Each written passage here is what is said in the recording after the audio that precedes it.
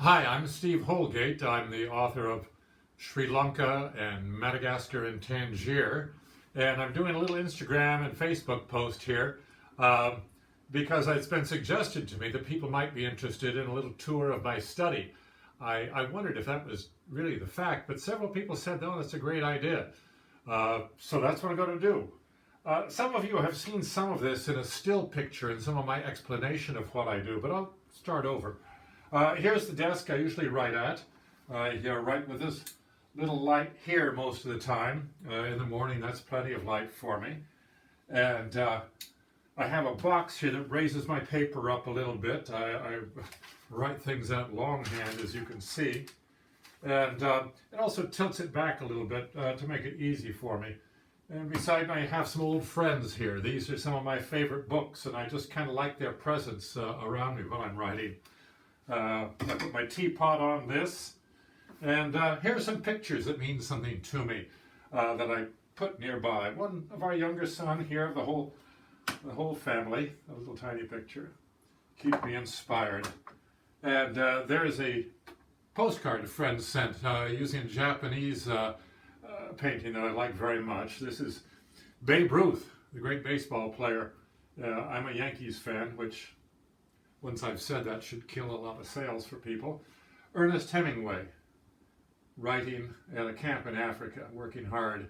A postcard from a restaurant in Paris that was known as a great place for authors. James Joyce and others used to go there a lot. And just on a lark, this is Winston Churchill with a machine gun. These are Buddhist bells we brought back from Sri Lanka. And after some CDs here, this is a sign we used to have outside our offices in Sri Lanka. Back then, I was with an independent agency known overseas as the United States Information Service. We were the press and cultural attaches. But when we got merged in with State Department, we were no longer known as USIS, and this sign was no longer needed, so we took it off, and I saved it from being thrown away. Here it is in English, Tamil, and Sinhala, this is Sinhala here and Tamil here, the three main languages of Sri Lanka. Below it is a map of Morocco when I wrote Tangier, which people have really enjoyed. I consulted this map now and again to catch the road between Tangier and Fez, which I used during the story, and I needed to look at the map to make sure I had it right.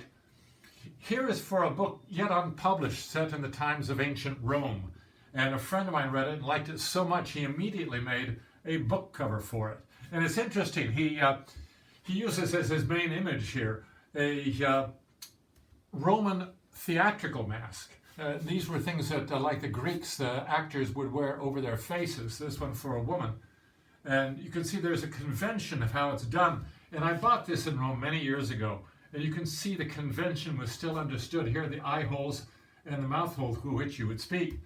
And either the Romans had very small heads, or this is made to a smaller scale, I'm not sure, but I like it together with this.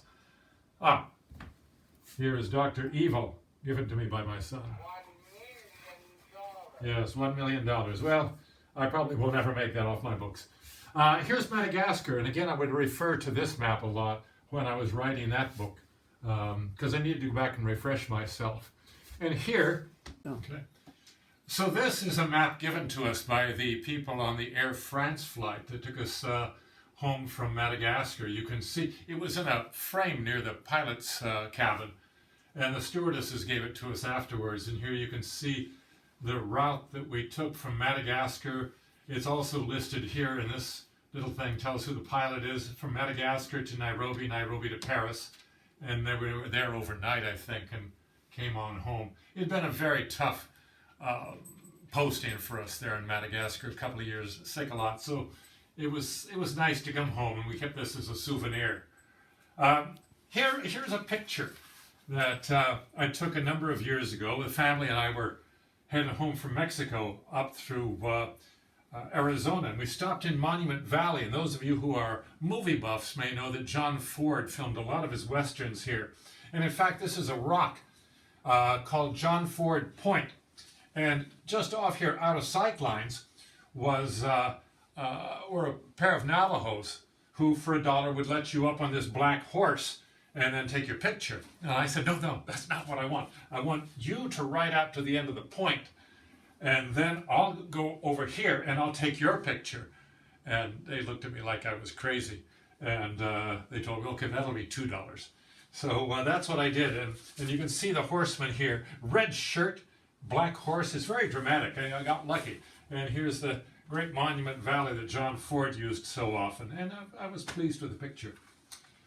This mess is where I make my tea that I drink while I'm writing all sorts of different kinds of tea here. Teapot, tea kettle. And here is a different kind of map. My dear wife is doing a video on this. She frowns at me when I say that. And this is a map of the canals in Burgundy. And you can see they're interesting maps in that they're only very, very narrow. And as you're cruising along the canal here, it just shows the area, 300 or 400 meters to each side of the canal. And if you can see these little arrowhead-like things, these are the locks. So you can see this must be going very steeply because there are a lot of locks through here. This is an interesting place where it seems to disappear between here and there, and in a sense it does. This is a 4-mile-long tunnel, about 20 feet wide, that takes the canal under a large hill.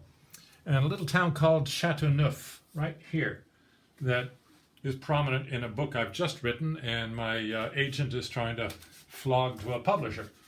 And a couple more pages. I always wanted to have these mounted somewhere where I could see them. This map I refer to now and again in a couple of my books. I mentioned Paris, and it's really kind of a metro map of Paris. That's the most prominent part, but we used to live right over here, and so it's kind of a little bit like looking at home again. Over here is a map of Sri Lanka, which brings me to our sponsor for today. I'll do this like Sesame Street. This portion of the program is brought to you by Sri Lanka. This just came out in April, and is available. You can order it through bookstores, local bookstores, or the usual online services, Amazon and Barnes & Noble. Also from Powell's Books here in Portland that I always try to support. So people who have gotten back to me apparently have liked it very much, and I hope you'll think about getting it. And that summarizes, I shouldn't say summarizes, but it's inspired a bit by our 2 years in Morocco. Here's the capital, Colombo, and I'll give you the pronunciation of some of these places that are mentioned in the book. At one point, our main character goes up through Kuranagala to Anuradhapura, and then down through Palanurua, and before coming back to Colombo. Also, there's a long section in the town of Kandy, which sounds just like the sweet that you might eat, except it's spelled with a K. And also part of the book is set here around Badula, which is in the tea country. This part of the country is fairly mountainous here. And my predecessor in Sri Lanka said, you'll never wake up to a crisp morning in Sri Lanka because it's in the tropics. It's only a little bit north of the equator. And so every day is warm and humid. But when you get up into the tea country, which is like at 3,000, 4,000, 5,000 feet, it suddenly gets much cooler in the evening and much drier. It's very, very pleasant to be up there. We always enjoyed going up to the tea country, and I enjoyed writing about it. So I use that a lot. And here's a drawing of, or I guess a print of Abraham Lincoln, a lithograph.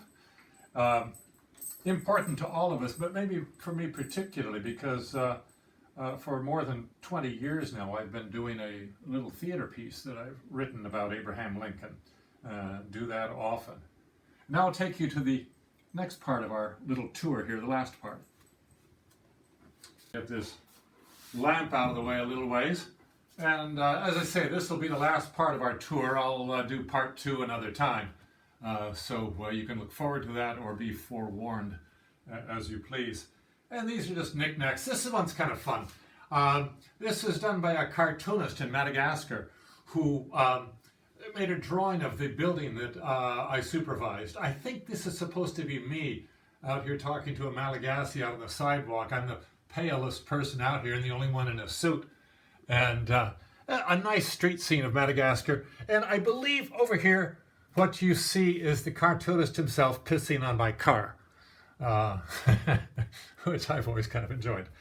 A painting done by a relative, a painting done by my brother, a couple of odds and ends. This is me in Mexico, and I belong to a industrial softball league where it was a fast pitch league. It was a real challenge to me. I was about 48 years old at the time. And if you can come in just a little bit on this picture, I don't have many athletic accomplishments, so I'm always happy to brag on what we have. It says, Steve Holgate bateo de 4-2 y produjo 5 carreras por consolado. What they're saying is I went 2 for 4. They say 4 for 2, and produced 5 runs. I think what it was is I knocked in 2 and scored 3. I think I got on a fielder's choice and scored later on. Anyway, I like the picture. And this is from the book Madeline. If any of you watched me read Madeline on video a few weeks ago, I've always liked the paintings in it. And here are a couple of little paintings of Paris done. Other books, and I guess that'll wrap it up for this moment. Hang on just a second. Again, a word from our sponsor. Sri Lanka is just out, and again, I hope you'll think about purchasing a copy of that. I'll do part 2 a little later on. I'll see you then.